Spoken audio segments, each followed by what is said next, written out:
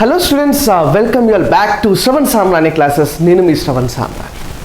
రాబోయే అన్ని competitive examinations, అది యూపీఎస్సీ కావచ్చు, ఏపీపీఎస్సీ కావచ్చు, గ్రూప్ 1 గ్రూప్ 2, టీఎస్పీఎస్సీ కావచ్చు, గ్రూప్ 1 గ్రూప్ 2, అన్ని కాంపిటేటివ్ ఎగ్జామినేషన్స్లో కూడా ఎకనామిక్ సర్వే నుండి క్వశ్చన్స్ లేకుండా క్వశ్చన్ పేపర్ అయితే ఉండదు. అది కరెంట్ అఫైర్స్ లింక్ చేసుకుంటూ అడగచ్చు, ఎకానమీ సబ్జెక్ట్లో కనెక్ట్ చేసుకుంటూ అడగవచ్చు. So that is going to play a very very important role. ఈరోజు మనం చాలా డీటెయిల్గా ఎకనామిక్ సర్వే 2024 ఏదైతే నిన్న రిలీజ్ అయిందో, బేసికలీ అది ఎకనామిక్ సర్వే కాదమ్మా. Because this is the election year, ఇది ఎన్నికల సంవత్సరం కాబట్టి ఎకనామిక్ సర్వే పోస్ట్ ఎలక్షన్స్ ఇస్తామని చెప్పి చీఫ్ ఎకనామిక్ అడ్వైజర్ ప్రకటించడం జరిగింది. సో అందుకొరకే ఒక డాక్యుమెంట్ని రిలీజ్ చేయడం జరిగింది. ఈ డాక్యుమెంట్ని మనం మినియేచర్ ఆఫ్ ఎకనామిక్ సర్వేగా మనం ఖచ్చితంగా చెప్పవచ్చు. అంటే ఎకనామిక్ సర్వే ఎలా ఉండబోతుందో ఒక గ్లిమ్సెస్ లాగానైతే మనం ఖచ్చితంగా అనుకునేటటువంటి అవకాశం ఉంది. అసలు ఎకనామిక్ సర్వే అంటే ఏంటి, బడ్జెట్ అంటే ఏంటి, ఎందుకు ఈ రెండు డాక్యుమెంట్స్ మనకు పోటీ పరీక్షల్లో ఇంత ఇంపార్టెంట్ అన్నటువంటి ఆస్పెక్ట్స్ని కొద్దిసేపు మనం డిస్కషన్ చేద్దాం. తర్వాత ఈ రిపోర్ట్ యొక్క హైలైట్స్ ఏంటో ఒకసారి మనం డిస్కస్ చేసేటటువంటి ప్రయత్నం చేద్దాము. Okay, first of all 2 documents అమ్మా. ఒకటి ఆర్థిక సర్వే అంటాము, అనగా ఎకనామిక్ సర్వే. ఇంకొకటి బడ్జెట్ అని చెప్పి చెప్తాం. సో బేసికల్గా ఒకే ఒక పాయింట్ మీరు ఇక్కడ గుర్తుపెట్టుకోండి.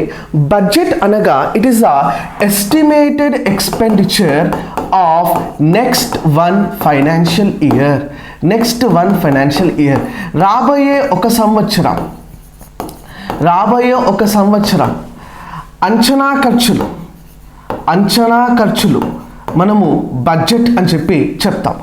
వెరాస్ ఎకనామిక్ సర్వే అంటే ఏమంటే it is the performance of Indian economy in the previous one financial year. గడిచిన ఒక సంవత్సర కాలంలో భారతదేశ ఆర్థిక వ్యవస్థ ఏ రకంగా ఉన్నిందో తెలియజేసేటటువంటి ఒక డాక్యుమెంట్ని మనము ఎకనామిక్ సర్వే అని చెప్పి చెప్తామమ్మా. సో ఎకనామిక్ సర్వే అంటే performance of the Indian economy, budget అంటే it is the estimated expenditure of the next one financial year, అంచనా ఖర్చులు. సో ఎకనామిక్ సర్వేని budget, before presentation of budget, ప్రతి సంవత్సరం బడ్జెట్ ప్రెజెంటేషన్కి 1-2 రోజుల ముందు ఈ ఎకనామిక్ సర్వేని రిలీజ్ చేస్తారమ్మా.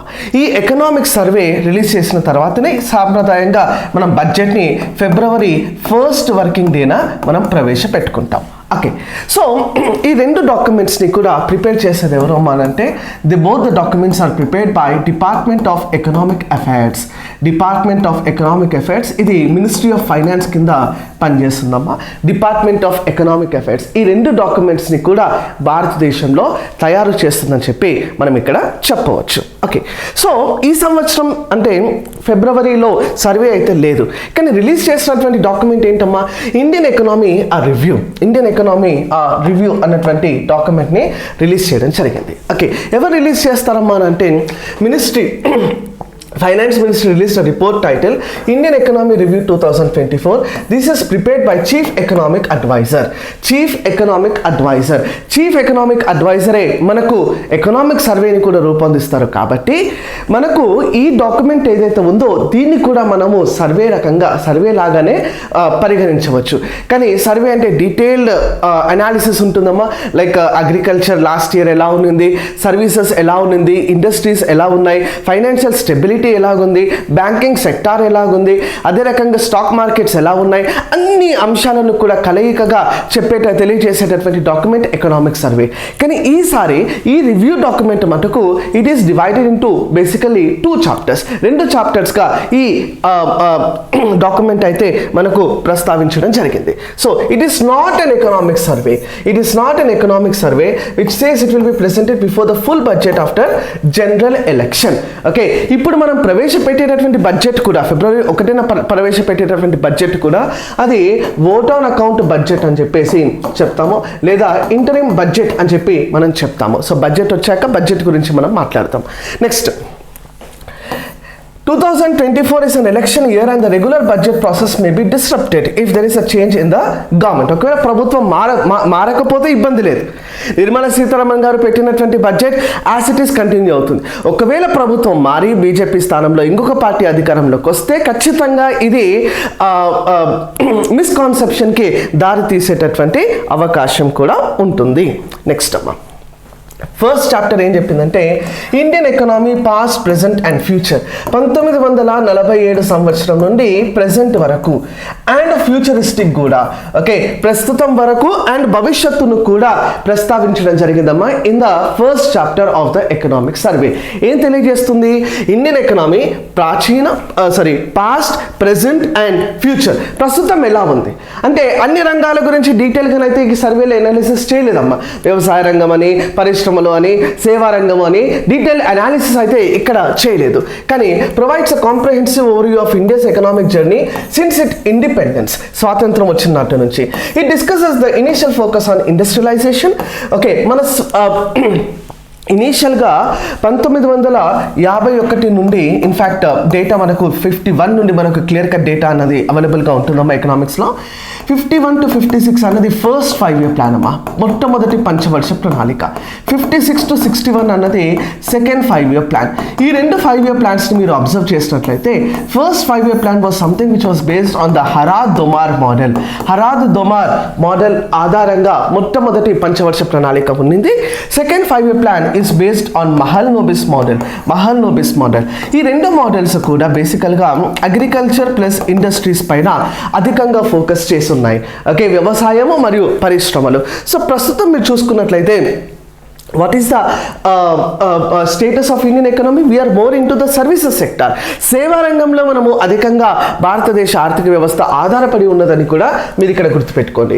సో చాప్టర్ 2 ఏమో what made the Indian economy resilient అంటే బేసికల్గా how did we come back, ఒక స్థితిస్థాపకను ఎలా మనం ఏర్పాటు చేస్తున్నాము, how we have stabilised our economy despite shocks వచ్చినాయి, గ్లోబల్ షాక్స్ వచ్చినాయి, పాండమిక్ వచ్చింది, పెట్రోల్ ప్రైసెస్ ప్రపంచవ్యాప్తంగా పెరుగుతున్నాయి, ఇండియాలో ఇంపోర్ట్స్ అనేవి పెరుగుతున్నాయి, ఎకనామిక్ రిఫార్మ్స్ మనం తీసుకొచ్చినాము.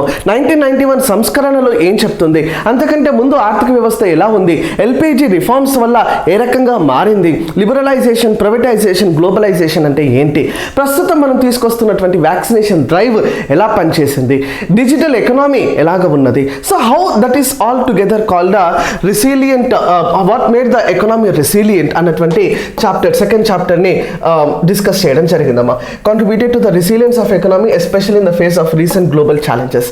Okay, it examined various policy measures, reforms and initiatives across the sectors like finance, manufacturing, digital infrastructure and public welfare. Okay, it highlights the government effort in ensuring sustained economic growth and addresses how these strategies have happened navigate complex global scenarios effectively. ప్రపంచవ్యాప్తంగా ఏ పెద్ద shock వచ్చినా కూడా భారతదేశం దాన్ని తట్టుకోవడం జరిగిందమ్మా. Okay, ప్రతి సంవత్సరం కూడా వృద్ధి రేటును ప్రిస్క్రైబ్ చేస్తుంది, ఎంత గ్రోత్ రేట్ ఉండబోతుందో ఎకనామిక్ సర్వే తెలియజేస్తుంది. సో ఎకనామిక్ సర్వే ఈ సంవత్సరము ఎంత వృద్ధి రేటు ఉండబోతుందని తెలియజేసిందంటమ్మా. ఇట్ ఈస్ ప్రొజెక్టెడ్ టు 7%, 7% అన్నది మన వృద్ధి రేటుగా ఉండబోతుంది అని చెప్పి ప్రస్తావించడం జరిగింది. ఎక్స్టెండింగ్ ఫైనాన్షియల్ ఇయర్ 2025 వరకు. ఫైనాన్షియల్ ఇయర్ అంటే తెలుసు, ఏప్రిల్ 1 నుండి మార్చ్ 31 వరకు ఈ కాలాన్ని మనం ఆర్థిక సంవత్సరం అని చెప్పి కూడా మనం చెప్పడం జరుగుతుంది. నెక్స్ట్ అమ్మా, రైట్. ఓకే, ఇక్కడ ఒక పాయింట్ని మీరు అబ్జర్వ్ చేస్తే 7.2% లాస్ట్ ఇయర్, అంతకుముందు సంవత్సరం 8.7% ఉన్నదని చెప్పి ఈ డాక్యుమెంట్ మనకు తెలియజేస్తుంది. కానీ అది వాస్తవం కాదు, it is not something close to the reality. ఎందుకంటే మనం ఆల్మోస్ట్ 6.89% గ్రోత్తో మనం ముందుకు పోవడం జరిగింది. Optimise agencies, standard and poor కానీ కొన్ని ఏజెన్సీస్ ఉంటాయమ్మా, లైక్ స్టాండర్డ్ అండ్ పూర్ అంటాం, S&P అంటాము, standard and poor, Fitch, okay, ఈ ఏజెన్సీస్ ఏవైతే ఉన్నాయో ఈ ఏజెన్సీస్ కూడా కొన్ని ప్రిడిక్షన్స్ చేస్తాయి అన్నమాట. ప్రిడిక్షన్స్ అంటే ఊహాగానాలు. ఎంత వృద్ధి ఉండబోతుంది భారతదేశానికి, అంటే అన్ని దేశాలకు చేస్తారు, భారతదేశంలో ఎంత వేగంగా ఉండబోతుందని చెప్పినారంటే fastest growing major economy for the next 3 years, రాబోయే 3 సంవత్సరాలలో కూడా India will be the fastest growing economy అని చెప్పి తెలియచేయడం జరిగిందమ్మా. Domestic demand, strength in private consumption. Private consumption అంటే బేసికల్గా హౌస్ హోల్డ్, ఓకే, గృహ రంగము, హౌస్ హోల్డ్ చేసేటటువంటి వినియోగ ఖర్చు ఏదైతే ఉంటుందో దాన్ని మనము ప్రైవేట్ కన్సంప్షన్ అని చెప్పి చెప్తాము. సో ఆ ప్రైవేట్ కన్సంప్షన్ అన్నది స్ట్రెంగ్తన్ అయిందని చెప్పి చెప్తుంది ఈ డాక్యుమెంట్. పెట్టుబడులు కూడా స్ట్రెంగ్తన్ అయినాయని చెప్పి చెప్తుంది. Reforms impact, last governments decade credited for economic robustness. Okay, supply side, ప్రభుత్వము బేసికల్గా ఎకనామిక్ సర్వే అంటే గడిచిన సంవత్సర కాలంలో ప్రభుత్వం యొక్క విధానాలు ఏ రకంగా అవి అమలైనాయి అనేది మనకు తెలియజేస్తుంది. కాబట్టి definitely it will be అప్రిసియేటింగ్ on the other hand. Infrastructure investments and manufacturing Boost. Okay, stock market, India became the world's 4th largest stock market in the world by market capitalization, overtaking Hong Kong. హాంకాంగ్ని beat చేసి India is now going to become the 4th largest stock market in the world. First largest ఎవరు, second largest ఎవరు, ఇది మీరు నాకు కింద comment సెక్షన్లో comment చేసి చెప్తారు. నెక్స్ట్ 2020 అవుట్లుక్లో ఏం చెప్తుందంటే India will surpass Japan and Germany. జపాన్ని మరియు జర్మనీని ఓడించి India will become the 3rd largest economy globally. ప్రపంచవ్యాప్తంగా 3వ అతిపెద్ద ఆర్థిక వ్యవస్థగా భారతదేశం ఎదగబోతున్నది అని చెప్పి కూడా ఈ సర్వే, ఈ డాక్యుమెంట్ మనకు తెలియజేస్తుందమ్మా. 3rd largest economy globally. Okay, అంటే after USA and China India will emerge as the 3rd largest economy. GDP target, gross domestic product, $7 trillion ఎకనామీగా మనం ఎదగబోతున్నాము 2030 సంవత్సరం కల్లా. By the year 2030 we will be having a $7 trillion economy. ఇంతకుముందు మనం $5 trillion economy target పెట్టుకున్నాము. So ప్రస్తుతం మనం $7 trillion ఎకనామీ టార్గెట్ పెట్టుకుంటున్నాం. Investment, significant increase in investment infrastructure investment. Okay, అది పెరిగిందని చెప్తుంది. ఫైనాన్షియల్ సెక్టార్ అంటే మౌలిక వసతులు కల్పించడానికి ఏదైతే పెట్టుబడి ఉందో that is increased. Financial sector strong and healthy, wealth growing, non food credit. Non food credit అంటే బేసికల్గా ఇక్కడ పర్సనల్ లోన్స్ ఉంటాయి కదా, పర్సనల్ లోన్స్ కావచ్చు, అగ్రికల్చర్, ఇండస్ట్రీస్, సర్వీసెస్, ఈ సెక్టార్ లోన్స్ని మనం నాన్ ఫుడ్ క్రెడిట్ అని చెప్పి చెప్తాం. జన్ ధన్ యోజన అంటే ప్రతి పేదవాడికి కూడా, ప్రతి లబ్ధిదారుడికి కూడా, ప్రతి బెనిఫిషరీకి కూడా ఇండియాలో బ్యాంక్ అకౌంట్ ఉండాలనేటువంటి ఒక ఉద్దేశంతో నో ఫ్రిల్ అకౌంట్స్ని ఓపెన్ చేయడం జరిగిందమ్మా. నో ఫ్రిల్ అకౌంట్స్ అంటే జీరో బ్యాలెన్స్ అకౌంట్ అంటే ₹1 కూడా ఖాతా తెరవకుండా బ్యాంక్ అకౌంట్ని ఓపెన్ చేసేటటువంటి ఒక కార్యక్రమం. అంటే this will B fulfilling the DBT, direct benefit transfer. అంటే ఒక లబ్ధిని మనం పంపించినట్లయితే నేరుగా ప్రత్యక్షంగా అది లబ్ధిదారుని బ్యాంక్ ఖాతాలోనే చేర్చేటటువంటి ఒక అంశము, that is called direct benefit transfer అని చెప్పి చెప్తామమ్మా. సో ఆ డైరెక్ట్ బెనిఫిట్ ట్రాన్స్ఫర్ అనేది పెరిగింది. 51 crore bank accounts under Jan Dhan Yojana open అయినాయి. 2.1 లక్ష కోట్ల రూపాయల డిపాజిట్స్ అందులో ఉన్నాయని చెప్పి ఈ సర్వే చెప్పింది. నెక్స్ట్ అందులో 55% మంది మహిళలే అని చెప్పి కూడా ఈ డాక్యుమెంట్ మనకు తెలియజేస్తుందమ్మా. 55% of them are women. Net financial assets, improvement in the household financial assets to GDP ratio, savings పెరిగింది.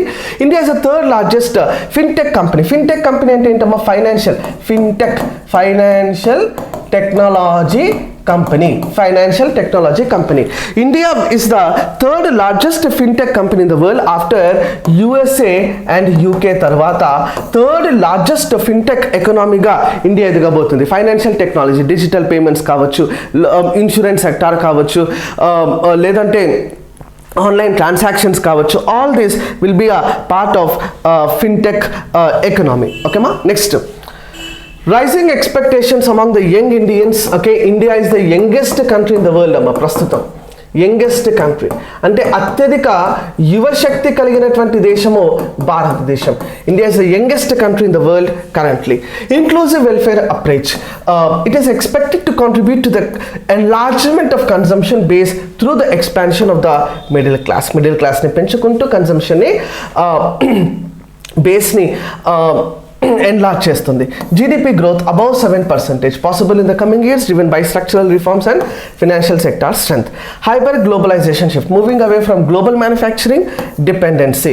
ప్రస్తుతం మేక్ ఇన్ ఇండియా అన్నది ఖచ్చితంగా మనం అచీవ్ చేస్తూ ఉన్నాము. భారతదేశంలోనే వస్తువులు తయారైతూ ఉన్నాయి. So that is the point. Artificial intelligence impact, challenges in service trade and employment. Energy transition, balancing economic growth with green energy. Okay, sustainable development వైపు కూడా మనము అడుగులు వేస్తున్నామని చెప్పి ఇక్కడ తెలియజేస్తూ ఉంది ఈ particular document. So economic survey అయితే as I said it is not something which is visible at the moment, కానీ ఎలక్షన్స్ అయిపోయిన తర్వాత డీటెయిల్డ్ ఎకనామిక్ సర్వే అన్నది వస్తుంది. అప్పుడు మళ్ళీ మనం తర్వాత డీటెయిల్గా దాని గురించి అయితే మాట్లాడుకుందాము. కానీ ప్రస్తుతం ఏదైతే ఈ డాక్యుమెంట్ ఉందో ఈ డాక్యుమెంట్కి సంబంధించినటువంటి హైలైట్స్ అన్నీ కూడా మనం ఇక్కడ డిస్కస్ చేయడం జరిగింది. ఇలాంటి మరిన్ని వీడియోస్ కోసం తప్పకుండా చూస్తున్నానండి శ్రవణ్ సాంబ్రాణి క్లాసెస్. ఇప్పుడు నేను చెప్పినటువంటి డాక్యుమెంట్ ఏదైతే ఉందో అది కూడా మీకు టెలిగ్రామ్ ఛానల్లో ఇస్తాం కాబట్టి కింద డిస్క్రిప్షన్లో టెలిగ్రామ్ ఛానల్ యొక్క లింక్ ఇచ్చున్నాము. ఆ టెలిగ్రామ్ ఛానల్లో కూడా మీరంతా జాయిన్ అవ్వండి. Thank you. జై హింద్.